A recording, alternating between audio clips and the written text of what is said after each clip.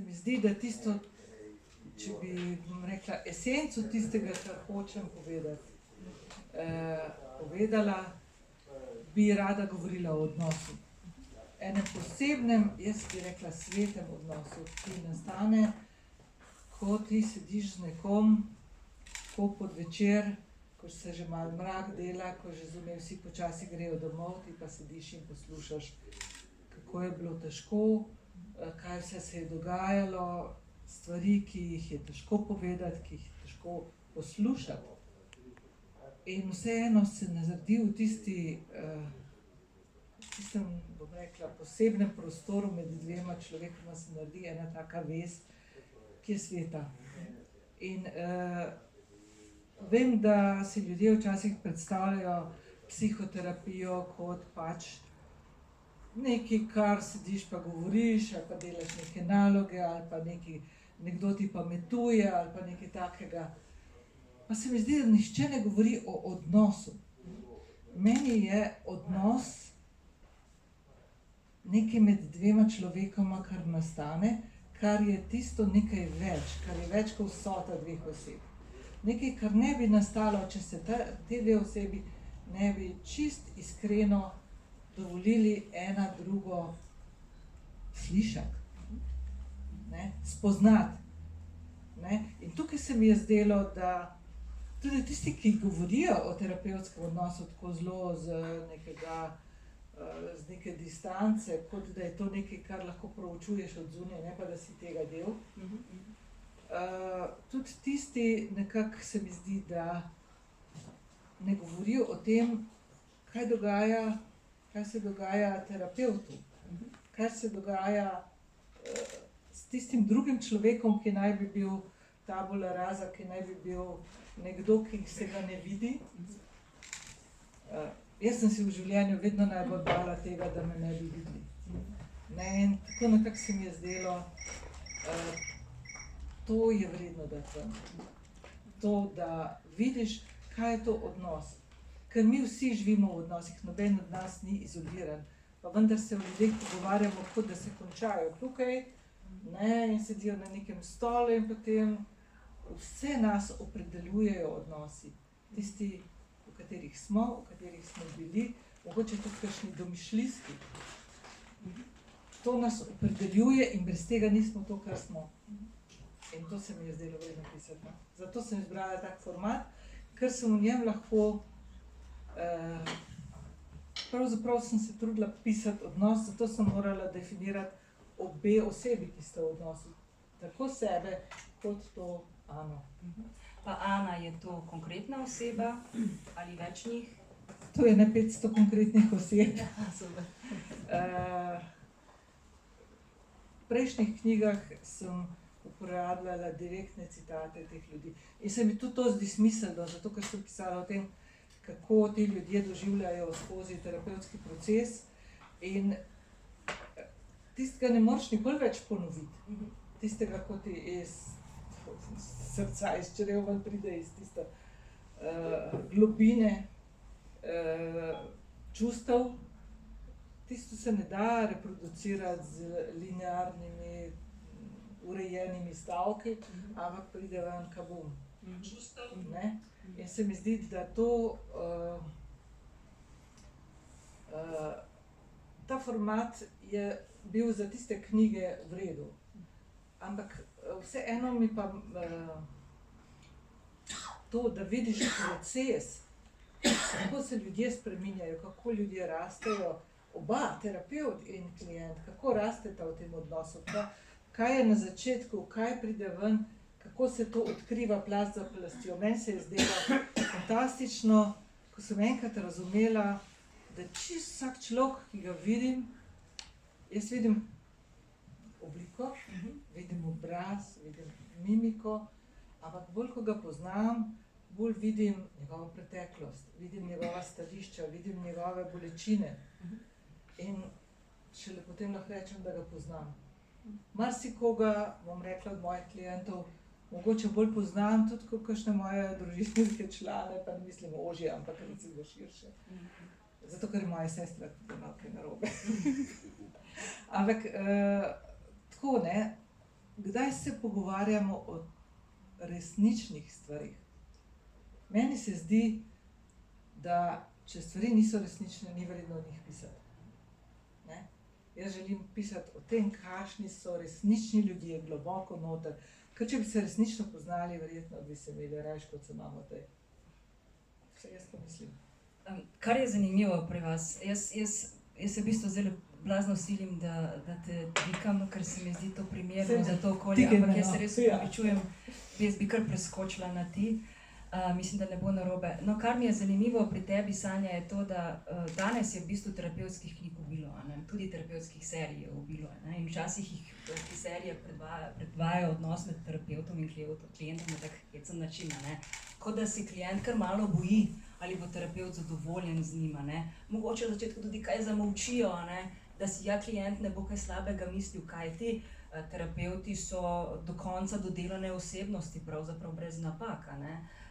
Tako zelo močno opremljene z orodji življenja, da nikoli jim nič ne spodrsne, ko bi to bilo le res, ampak to govorim zaradi tega, ker je tvoja pot zanimiva tudi zato, ker so išle sanje o rdečem oblaku.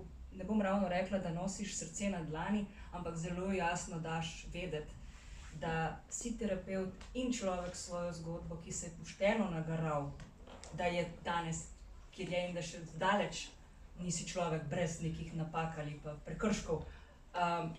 Ti danes kaj manj spodnese, kot ti je, 30 let nazaj, zato ker si dejansko si opremljena z orodji, pa vendar si tudi človek, Pa hvala Bogu, da sem človek, bi hotela se pustiti robotu psihoterapirati.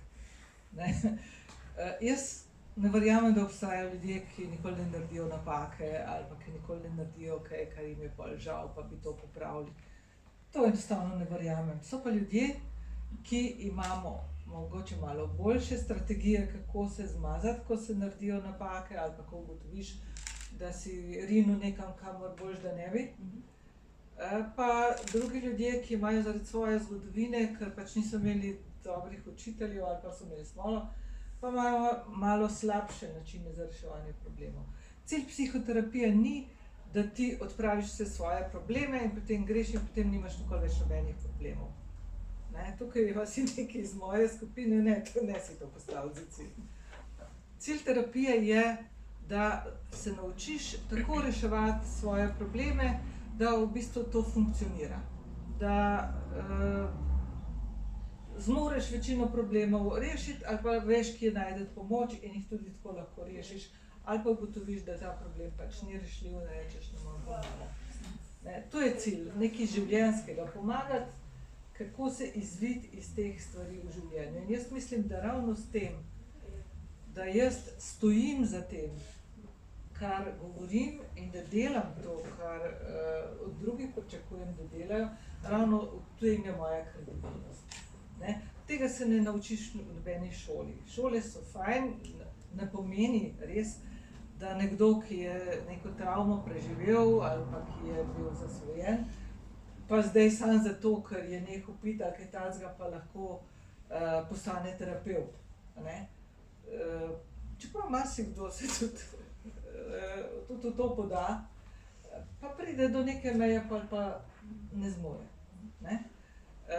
Ampak v tem primeru ti šola da tisto širšo bazo, da razumeš stvari, ne samo tiste, ki so na prvi pogled očitne, ampak tiste za drugo in tretjo in četrto zaveso in tam šele so prave stvari doma. Preden greva še o neki drugi specifiki globje tvojega terapevtskega procesa, bi te mogoče prosila, da prebereš en odlomek iz tvoje knjige, ki je pravzaprav uvod v to, kako samo razumski, analitični pristop ni ravno najboljša pot k okrevanju od travme. Torej, iz poglavja Nikoli si nisem mislila, da se kaj takega lahko zgodi meni, bi te prosila, da nam prebereš en del o tem. Kako si mislila, da bo vse redel, če tudi jaz nisem se rodila modra. In sem imela svoj proces, da sem prišla do teh stališč, ki jih zdaj zagovarjam, in ni bil vedno ravno naravnost.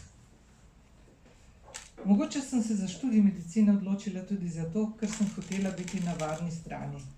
Zdelo se je, da zdravniki vedo, kako se spopadati z boleznijo, bolečino in smrtjo. Kot da obstajata dva bregova. Na enem, kjer so pacienti, si v nevarnosti, saj se ti v življenju kadarkoli lahko pripetijo nesreče, bolezni, smrti, se pa že bolje malo potruditi in se prebiti skozi tistih 10 let izobraževanja, da se lahko potem znajdeš na drugem varnem bregu, kjer so zdravniki. Ti vedo, kako se ubraniti pred vsemi možnimi nevarnostmi. Smrt se jih ne dotakne. Vse tako se mi je zdelo, ko sem kot majhna deklica ležala v veliki, beli, po razkužilih smrdeči bolniški sobi in jih gledala, kako so suvereno in obvladano vnašali mir in upanje v kaos in grozo otroškega bolniškega oddelka za pljučnice. Seveda je resnica povsem drugačna, vendar sem se še dolgo po diplomi počutila, kot da se meni ne more zgoditi nič hudega. Hvala. Prej si omenila, ne samo omenila, to je jasno kaže tudi knjiga, da v procesu te zgodbe in Aninega življenja, ki se odvija skozi terapevtski proces, se razvijaš tudi ti, se pravi, nate vplivajo ljudje, ki prihajajo k tebi po pomoč. V tem času, ko si še verjela, da si na strani zdravnice na varnem, no, nisi bila več dolgo, kako danes gledaš na to, da imaš to izkušnjo in gledaš, bomo rekli pravzaprav v procesih mlado sebe, kako to doživljaš kot terapevtka? Zagotovo, danes smo tudi imeli intervju in si nekako rekla, da seveda ti je hudo, ko vidiš človeka, za katerega morda veš, da bi bilo dobro, če bi naredil tako, se odločil tako, pa vendarle meje se nikoli ne sme prestopiti, pot je samo njegova. Kako zdaj gledaš na te mlade sanje, ki so tam, ker si bila ti, ko si bila stara 38 let, recimo? No, če najprej odgovorim za sebe, velikokrat sem se spraševala, kaj bi naredila drugače, če bi še enkrat bila v isti situaciji. Nič ne bi naredila drugače, zaradi tega, ker sem se zmeraj odločila, tako kot sem takrat verjela, da je prav. Včasih sem se pa motila, ali pa je potem življenje pokazalo, da se je obrnilo drugače. Jaz imam pa zdaj recimo v svoji skrbi ali pa v skupini ali pa tako kot precej mladih ljudi, veliko je deklet, kot sem bila jaz takrat, ki se iščejo, nekako vejo, kaj hočejo, ampak so mogoče še malo zaslepljene z raznimi sanjami, idealističnimi, mogoče še iz, ne vem, hollywoodsko posladkanega časa in mislijo, da bo dovolj, tako kot sem sama takrat mislila, da bo dovolj, če bojo našli ta pravega, če bojo s tem ta pravim ta pravo družino naredile, imele 2 ta prava otroka, enega ta pravega psa, 2 ta prave muce, ta pravi avto, ta pravo hišo in potem vse to imaš in še vedno nisi srečen. Potem pa začneš razmišljati, mogoče pa mož ni ta pravi, to ne gre nikamor. Na neki točki, ko se začneš spraševati, kaj pa pri meni takega, da ni ta pravo, to ne pomeni, da zdaj vso krivdo ali pa, ker jaz besede krivdo sploh ne maram uporabljati, da vso odgovornost valim nase, ampak jaz sem odgovorna zase. Za druge, razen za recimo otroke, ki še ne morejo biti zase, za druge nisem. In to mejo sem morala zelo jasno postaviti. Zaradi tega, ker ena od mojih glavnih tem, o kateri govorim teh 30 let, je o odvisnosti od odnosov. In mislim, da je to tudi tisto, kar ljudi najbolj nagovori, kar najbolj poslušajo. In to pomeni ravno to, da ti poskušaš reševati in pomagati drugim, pri sebi pa ne rešiš problemov, ki so tvoja odgovornost. In ko sem se jaz tega zavedla in v bistvu od tega okrevala, ta meja mora stati. Zaradi tega, ker brez te meje je zame smrtno nevarno stopiti v terapevtski prostor v terapevtski odnos z nekom, ker me lahko vse te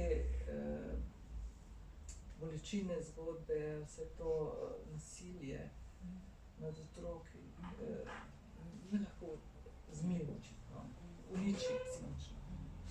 Zato moram to mejo držati, zato ker eden mora ostati tlele pameten, če se dva utapljata, noben mu ne more pomagati. Ta del, a ne, tiste, bomo rekli, streznitve, tudi v knjigi skozi Anin proces se dobro vidi, da pravzaprav lahko kot terapevt imaš neko funkcijo, da poveš, priporočaš, vodiš, a ne? Ampak tista, bomo rekli, volja do smisla ali pa volja ne, do življenja, do dela drugače, je pa ena taka čisto intimna in čustvena, a ne? Jo znaš recimo prepoznati, seveda jo znaš, ampak kako je videti recimo klient, ko je tik pred tem, da mu ne bo treba več delati prav z razumom, ampak bo preprosto čutil, da mu nekaj, kar je kvarno, več ne pripada. Vse ne vem, če je to točka. Ne. Jaz mislim, da je to proces, pa da včasih smo malo na eni strani, včasih malo na drugi strani, tako je življenje. Ne? Ampak če veš, kaj iščeš, je tudi, če grejo ljudje v tej smeri, že uspeh. Bojo pač prišli do tja, kamor zmorejo biti. Važno je, da grejo v pravi smeri. Ko sem na začetku se malo pošalila, da terapevti pač nimate nobenih težav, ker že vse veste, a ne?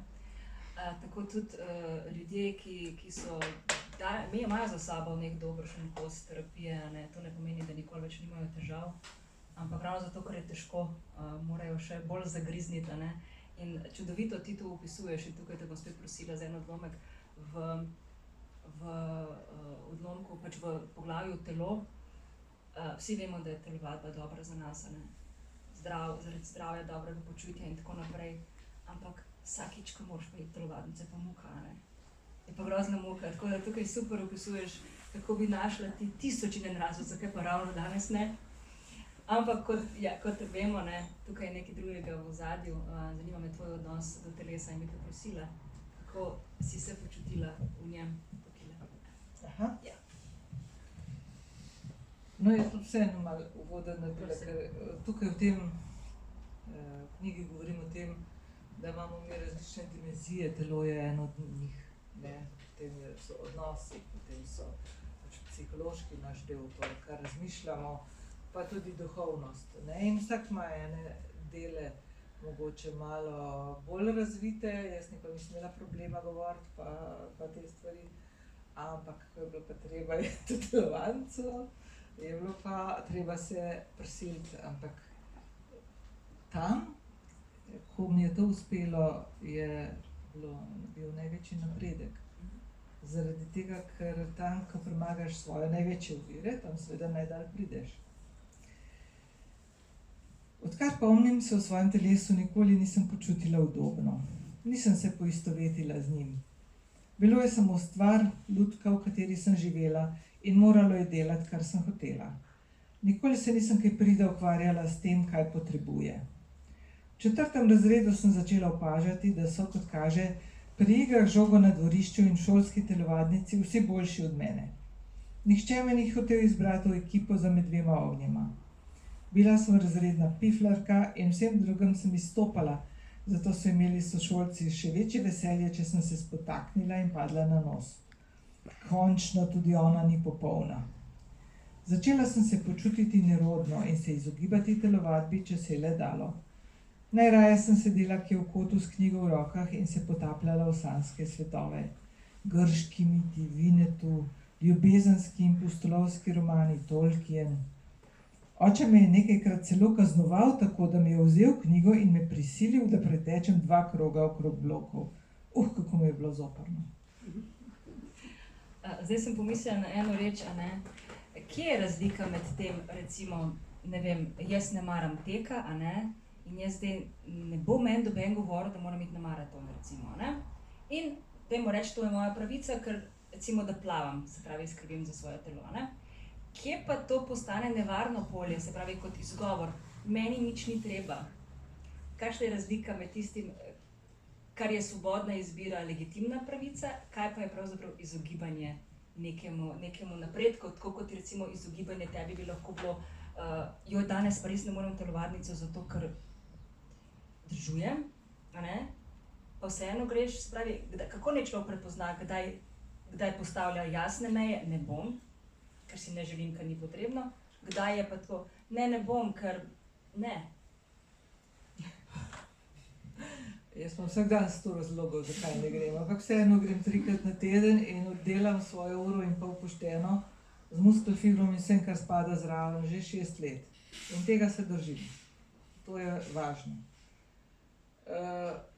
Verjetno sem na neki točki sprejela svoje telo, da brez njega ne morem živeti. Zdaj so se začele bolezni, so se začele bolečine v križu, pa tako naprej. Ne? In nekako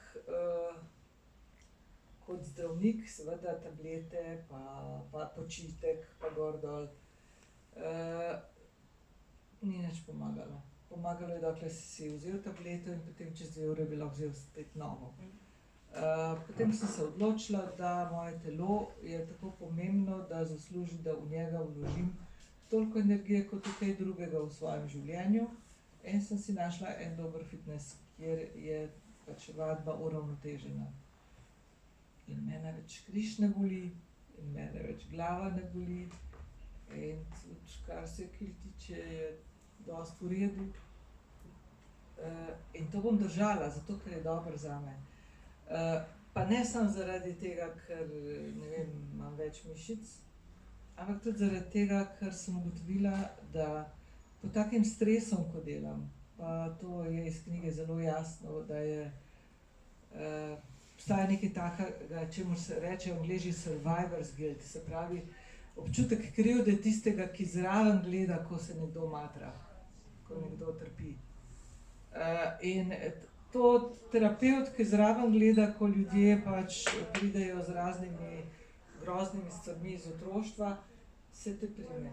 Ta stres je treba redno odvajati in jaz rabim telovaditi zaradi tega.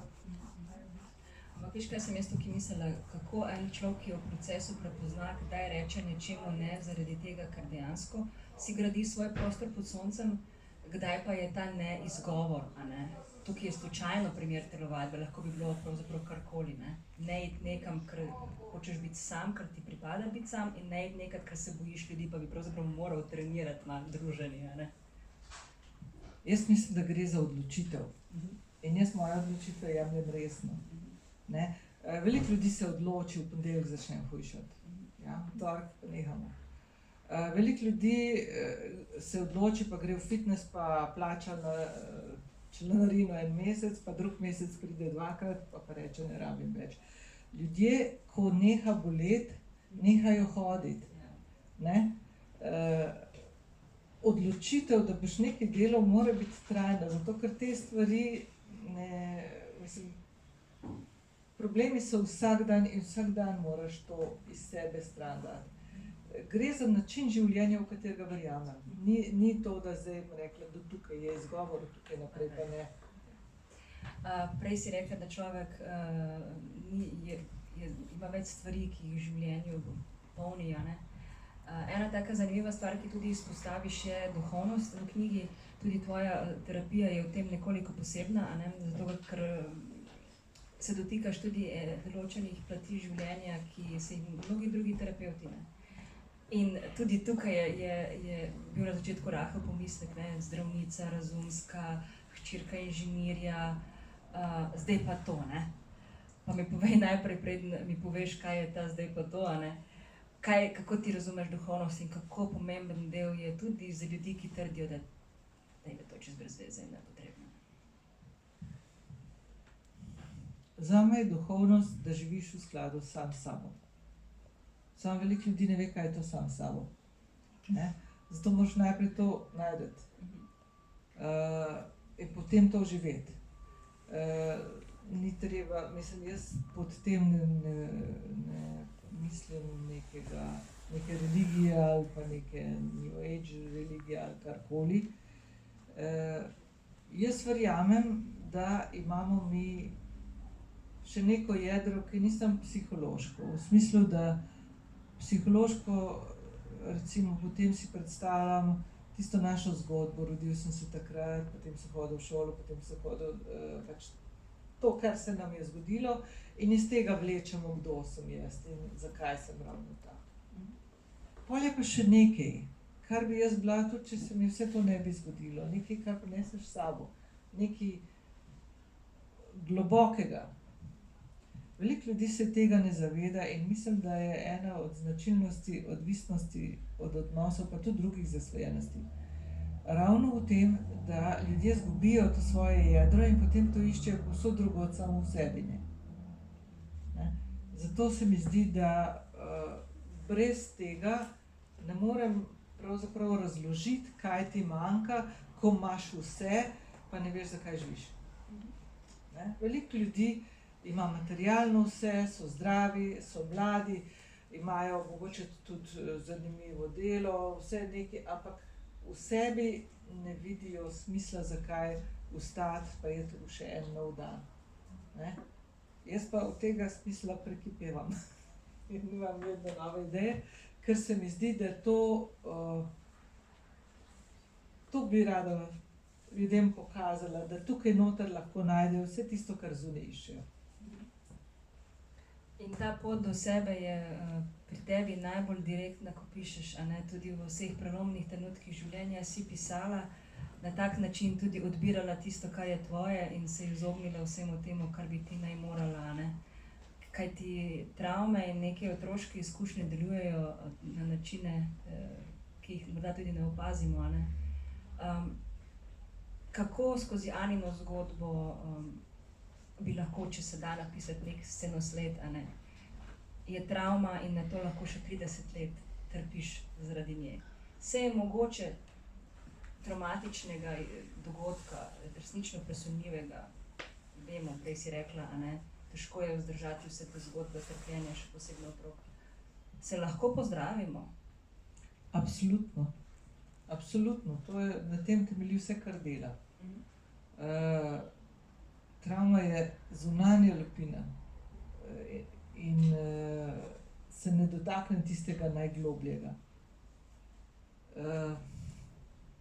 Jaz mislim, da se mi rodimo z nečim, ne vem, rekla svojo zvezdo, svojo notranjo zavedanje, kdo smo, ampak smo tako mali in brez besed, da tega ne znamo sporočiti in dostikrat svet okoli nas niti ne zanima to. Ne utrjuje se, ne potrudi začutiti in nam odzrcaliti to. In počasi izgubimo stik s tem in postanemo pridne punčke in pridni fantki, se pravi, postanemo pridni, kar pomeni, izpolnjujemo to, kar drugi ljudje od nas pričakujejo. In to delamo zato, da bi dobili ljubezen, zato ker nam govorijo, da biti priden, to pomeni, da potem te imajo pa rajš. Dokler ne pridemo do tega, da pravzaprav, če sem priden, ne morem biti pristen. Pristnost je tisto, kar je v resnici nekaj, kar moramo v življenju doseči. Ponavadi je to tako, bom rekla, najprej, kot sem prej omenila, s tistim, mož pa 2 otroka, pa hiša pa avto. Skratka, najprej naredimo vse te domače naloge, tako kot sem jaz naredila, vse tisto, kar so nam drugi rekli, da naj bi naredili, da bomo pol pa ja lahko srečni. Pa še vedno nismo srečni. Ali pa si začnejo stvari rušiti, ker ne stojijo na trdnih tleh, ampak na neki, ne vem, neresnični podobi tega, kar si.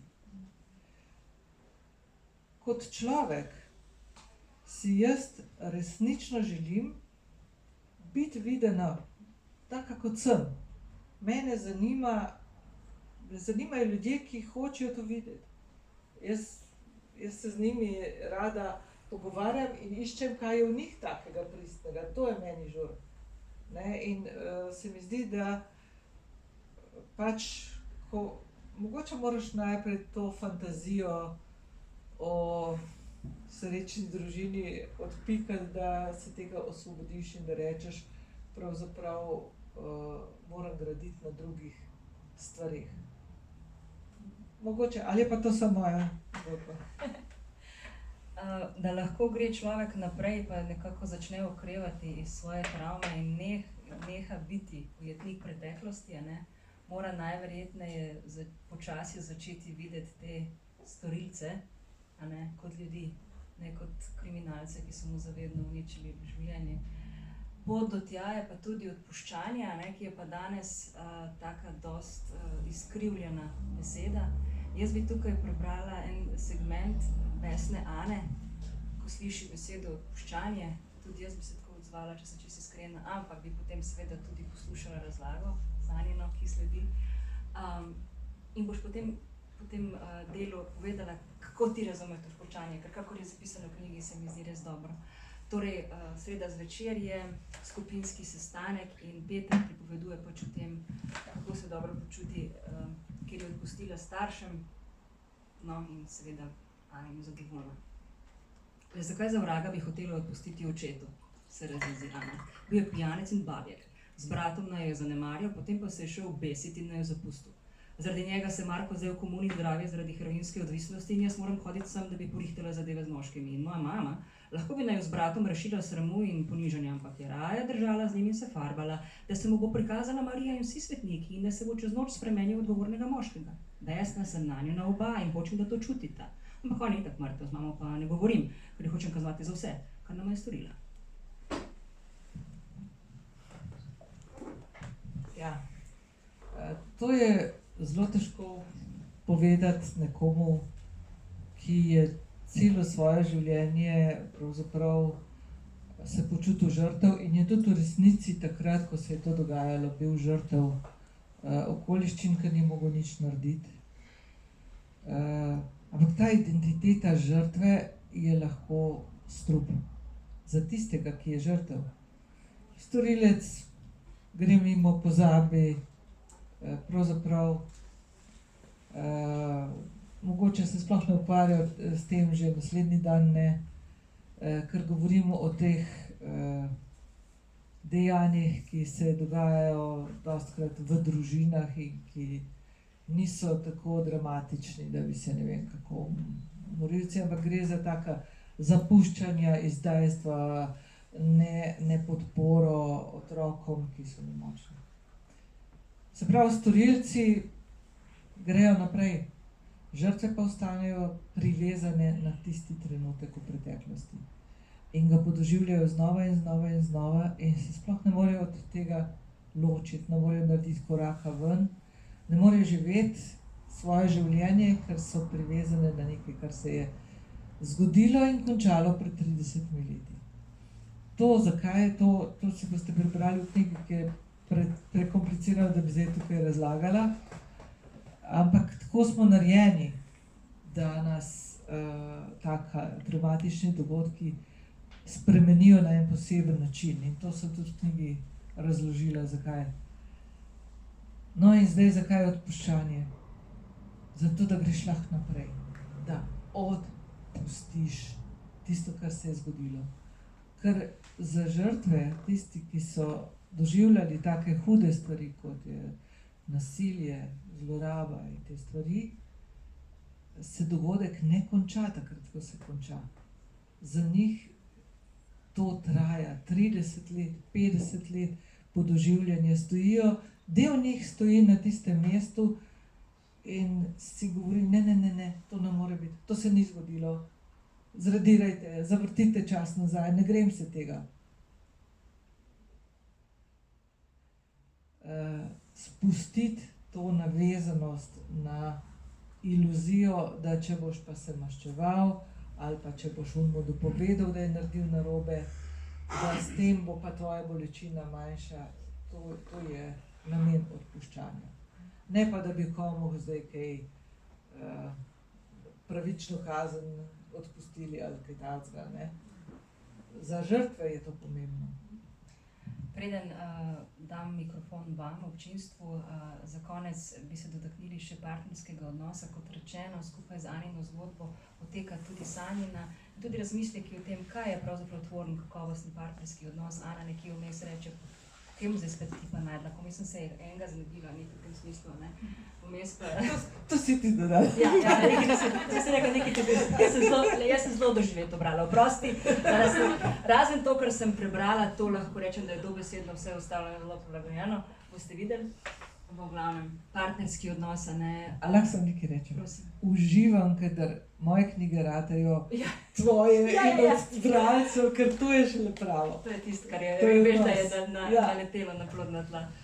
Partnerstvo, evo, ženske se danes predvsem sprašujemo, moški najbrž si tak ne, mogoče vse. A res je nujen zatvoren odnos to, da ste ženska ali pa moški v partnerskem odnosu? Je ta, bomo rekli, partnerstvo ultimativni zadnji, tako bom rekla, nek spomenik, kažeš, evo, če si pa to tvorno, potem pa vse v redu. Ali lahko ženska ali moški tvorno delujete tudi brez te dvojine, bomo rekli, ali na papirju, ali take brez papirja? Jaz mislim, da je to črviček na trnku, na katerega nas ujamejo, da se ne razvijamo skladno s svojimi potenciali in s tem, kar bi hoteli postati, ampak da se udinjamo tej fantaziji, da postanemo pridne mame in gospodinje in pridne in vedno manj pristne. Fajn je, če imaš dobro partnerstvo, super je, češnjica na torti, ampak jaz sem kompletni človek, tudi brez tega.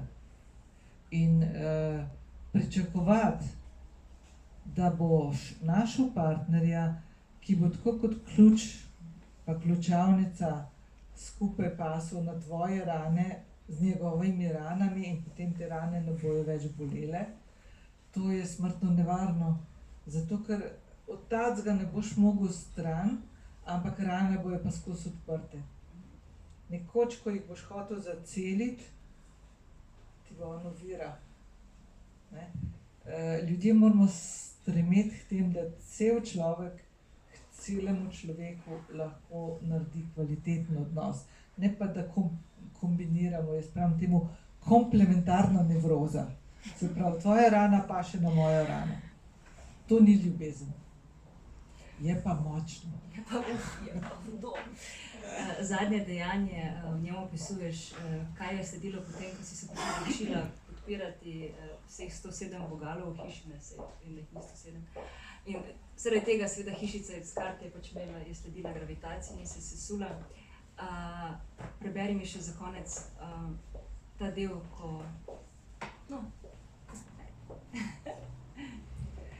Ta del, ko se poslavljam od mojega partnerskega odnosa. Ja, nisem hotela tako reči, ampak hvala. Sej, sem to napisala za tem stem. Morala sem postaviti meje tja, kamor resnično spadajo. Meje mi povedo, kje se neham jaz in kje se začnejo drugi. In utelešajo moj občutek za to, kdo sem. V zakonu ali pri vzgoji otroka je v redu, če jih občasno malo prestaviš in se prilagodiš. Saj se v življenju neprestano nekaj dogaja in je treba biti prilagodljiv. Začasno. V partnerskem odnosu pa dolgoročno ne moreš prestavljati odgovornosti samo v eno smer. To se izrodi v izkoriščanje. Čeprav ima videz ljubezni, gre bolj za potuho, ki škoduje obema. Draga Sanja, najlepša hvala, ampak še nismo končali. Zdaj pa, če imate kakšno vprašanje, dvignite roko, če ste tihi, vam prinesem mikrofon, če ste glasni, zavpite. Kar pa bomo? Jaz mislim, da smo vas dosti zvali. Sonja ima sigurno kakšno vprašanje. Jaz bi nekaj rekel. Gospa, spoštujem vaša dela, tudi vaše razmišljanje, govorili ste že na veliko misli, ki sem vas hotel vprašati, ampak recimo, ko si star, prej ali slej prideš do tega, da si priznaš, da si tako slab kot dober, tudi v odnosu. Se pravi, da si celovita osebnost. In ko si to priznaš in če vseeno bolj vidiš banalnost življenja kot pozitivno, me nobena terapija, noben tehnični postopek ali pa mogoče celo odnos s terapevtom ne prepriča, da se ne bi odločil po svoje. To je bistvo terapije. In imam 2 prijatelja, ki sta se ustrelila, sorodnik si je ustrelil, sem jaz na vrsti. Hočem reči, to karikirano, hočem reči, banalnost odnosa, posebej partnerstva, posebej družine, je nekaj, kar se ne da klasificirati. In tudi oseba kot taka nikoli, tudi jaz mislim terapevt, če je pacient ali klient, bi rekel, normalno razgledan ali pa bi rekel celovita osebnost, ne more, v nekem skrajnem primeru, ne more dati vprašanj ali pa vi ne morete dati odgovora na njegovo stanje, življenje. Ker samo predmet, stol se da razžagati, analizirati. Človek je instinktivno žival, lahko je danes dober in ravno to je problem, ali pa bi rekel zadovoljen, to je problem konfliktov, ki nastanejo potem, recimo v starih letih. Še nekaj, samo še to, oproščanje, se pravi, da nekomu oprostiš, ne moreš oprostiti. Lahko odrineš, lahko pustiš za sabo, lahko človeka ali pa dogodek ignoriraš, v življenju se obnašaš drugače, bolj pozitivno gledaš na stvari, širše gledaš na stvari, ampak zakaj bi nekomu oprostil, ki ti je zavodil nošo grlo? Tega jaz ne morem. Ok, sej najboljše, da pač govorite v svojem imenu. Ja. Jaz bom pa v svojem imenu rekla to. Ena od največjih sprememb v mojem tem, kako živim življenje, je bila, ko sem nehala deliti stvari na dobre in slabe. Lastnosti ljudi niso dobri ali slabi. Tudi ljudje niso dobri ali slabi. Vsakem, ki ga lahko proglasiš za slabega, lahko najdeš nekaj dobrega. Vsakem, ki je dober, lahko narediš kaj slabega. Vsakem dejanju lahko najdeš pozitivne in negativne. Bolj, ko se poglabljaš v to, kaj ljudje v resnici so, bolj vidiš, da absolutno merilo dobrega, slabega, krivega, nedolžnega, ne vem, pametnega, neumnega, da ta dualizem sploh nič ne pove o ljudeh. Vsi smo nekje vmes in vsi se trudimo nekam priti. Meni je bolj ta smer, v katero hočemo priti, postati. Jaz sem malo slaba, malo sem dobra, ampak trudim se biti boljša. Imam smer, v katero, po svojih najboljših močeh, ki niso idealne.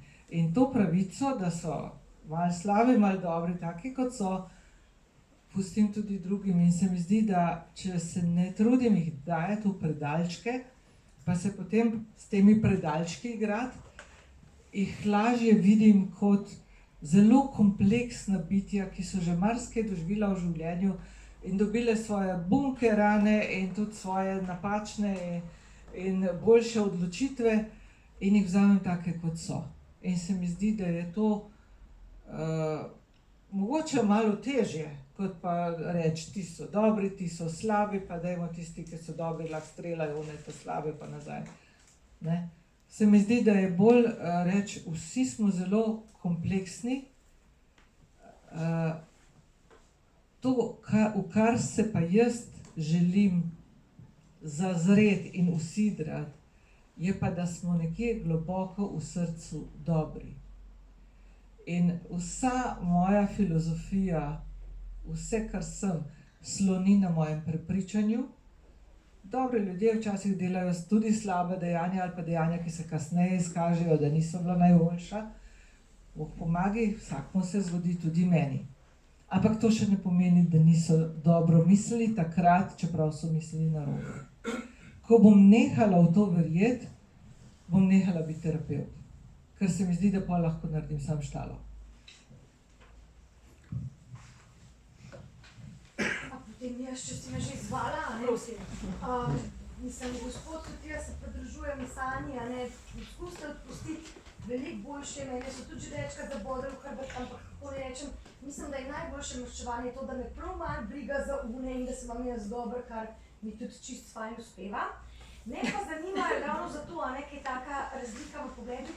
A ste videli, Mislim, koliko imamo ženske pa moški sploh skupnega? Mislim, a bi se mogli čisto posebej pogovarjati o odnosih? Mislim, a lahko pridemo na isto, a res to drugače delamo, ker a ne, tako se mi zdi, da iz prakse je tako pač ženska logika res dosti drugačna kot moška.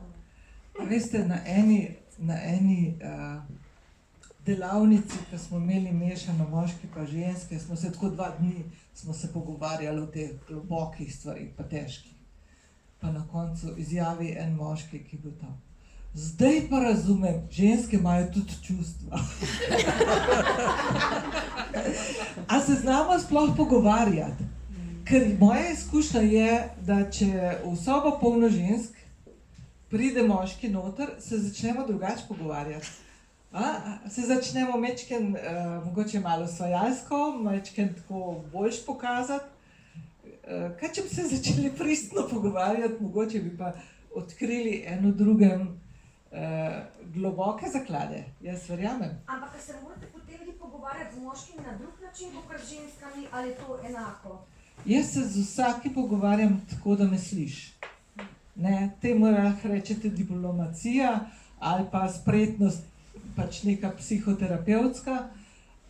Ljudje so zelo različni in moško-žensko niti ni največja razlika med njimi.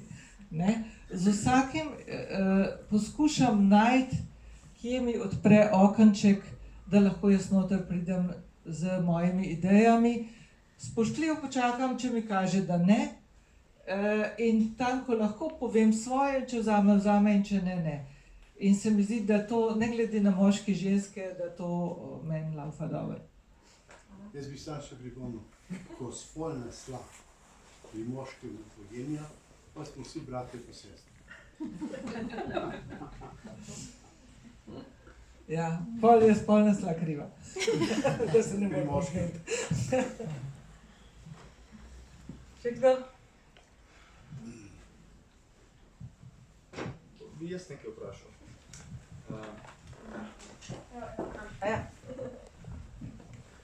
Živijo Sanja. To sem prebral, da je Ana prišla v skupino, ne? Ja. In se je ustrašila te skupine. Kdaj si se ti odločila, da boš naredila skupino in da boš kot psihoterapevt, tako je ogromno psihoterapevtov, da delajo 1 na 1, da si se ti odločila, da boš delala v skupini, da boš imela skupine? Skupina je za moje pojme najboljše orodje, ki ga ima psihoterapevt, da sproži spremembo v ljudeh. Zaradi tega, ker je veliko lažje, če se ljudje ne grejo s tabo, kdo bo močnejši, ampak se prilagodijo nekemu skupnemu, kar mi v skupini imamo neko zdravo. Moja skrb je kot terapevta, da je zdravo in fair vzdušje v skupini, in potem se ljudje temu radi prilagodijo. Kdaj sem se odločila? To je bilo pa tako, ko sem napisala knjigo Sanje v rdečem oblaku, to je točno 30 let od tega. Je ta knjiga bila zelo, mislim, bila je kot v knjižnem klubu Svet knjige je bila knjiga meseca in je bila pač takrat kar dosti bestseller. In potem so se začeli name masovno obračati ljudje, ki so se hoteli o tem pogovarjati. In jaz sem imela tako, rekla, tak kup pisem, 50. In jaz sem rekla, jaz to ne morem handlati samostojno, da bom vsak posebej odgovarjal, pa vsi so mi pisali, jaz imam pa take težave, pa to, pa on, pa tretje. Jaz to ne morem kar tako se iti. In sem rekla, dajmo se dobiti. In smo se dobili ene lepe, petek je bil popoldne, s tistimi, ki so mi pisali, na železniški postaji, šli v Maribor z vzpenjačo gor in potem čez Pohorje, 3-dnevni izlet, bilo nas je, mislim, 15. In ko smo v vlaku smo se šele spoznavali, prvič videli, dali roko. Ko smo prišli dol, smo bili ta boljši prijatelji. Nastalo je neko jedro ljudi, ki, seveda za nami je bil ta lep 3-dnevni izlet, ker smo se seveda v tistih pohorskih gozdovih naklepetali do sitega in spoznali in se zbližali. In tako se je začelo. Potem sem pa rekla, da ne morem jaz ljudi voditi, če nimam te izobrazbe, pa sem šla pa na vse, kar se je dalo pri nas. Pred 30 leti ni bilo tako enostavno, kot zdaj psihoterapevtsko izobrazbo dobiti. Se je treba bilo kar malo znajdeti. Tako da sem v bistvu se znašla tudi, da sem prišla v ZDA pa k temu Patricku Carlinsu, ki je eden od teh glavnih strokovnjakov svetovnih za nekemične zasvojenosti. Zato, ker se mi je zdelo, da ljudje, ki jih vodim, zaslužijo, da tisto, kar jim jaz govorim, je največ, kar se trenutno ve o tem. Sem šla do konca. Tako je nastalo. Najlepša hvala.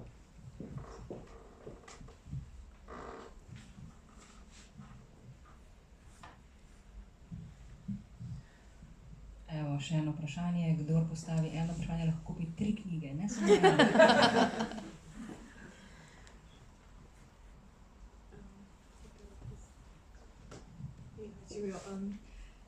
Najprej hvala, vsak od nas, ki je prebral knjigo ali kdaj uporabil storitve, da tako rečem. Mislim, da po vsakem poglavju lahko daš samo roke v pas, pa rečeš, ne, to je to, ali pa kaj pa zdaj, ali pa aha, ali pa karkoli pač pride na pamet.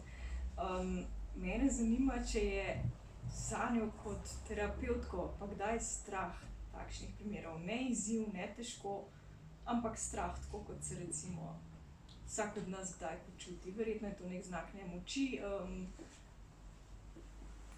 z človeške plati. Pa ne vem, če me je kdaj strah. Tega, kar se dogaja v terapiji, ne. Mogoče nisem v vseh situacijah enako suvereno gotova vase, ampak strah me pa ni. Zato, ker, to je pa spet tisto, kar je težko povedati. Zato, ker verjamem, da me nekaj vodi. In da tisto nekaj, ki me vodi prav. In se mi je že zgodilo, da sem stala na odru Cankarjevega doma, pa nisem vedela, kaj bo povedala. In sem rekla, vodi me.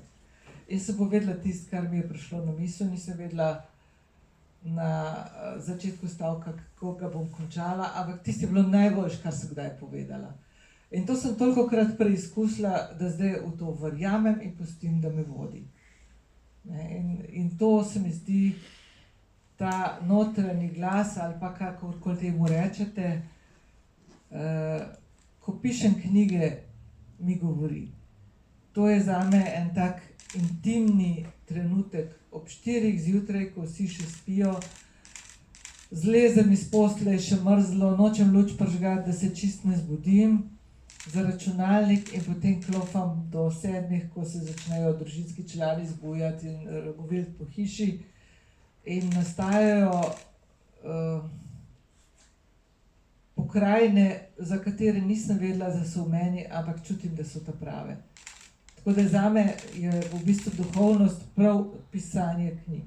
Zato, ker ne pišem kar enih knjig, ampak pišem o tistem najglobljem delu sebe, ki ga želim deliti z ljudmi, pokazati. Se mi zdi, da če tega ne bi delila, kot da me ni bilo.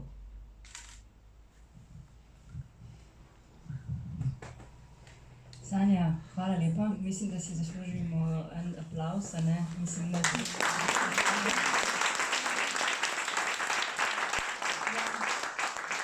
Hvala vsem, ki ste prišli, zdaj pa bo Sanja na voljo za podpisovanje knjig. Logistika je zelo preprosta, lahko knjigo kupite, prinesete, lahko knjigo vzamete, podpišete, potem plačate, v glavnem ni ovir.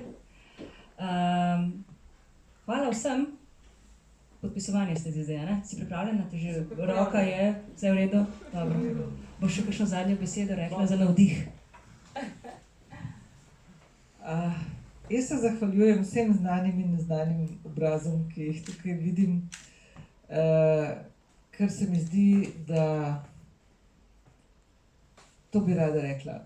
Vsaka res velika sprememba, tudi na globalnem nivoju, vsaka res velika in pomembna sprememba se začne tako, da se skupina ljudi odloči, da bo se iskreno trudila v eno smer. In jaz imam to srečo, da lahko rečem, da sem priča te moje spremembe v srcu, tako je v moji firmi oziroma v moji skupini ime, da tukaj se mi zdi, polagam v srca ljudi nekaj, kar je sprememba, ampak kar